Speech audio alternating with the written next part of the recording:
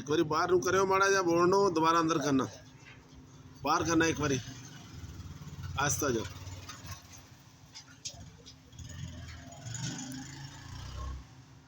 तेरी खैर माशाल्लाह हुण नजर आया सही थोड़ा सीधा करो सीधा सीधा सीधा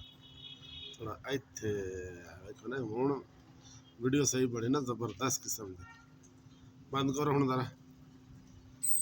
माशाल्लाह 3D बोर्ड बन गया जी हुण ठीक है।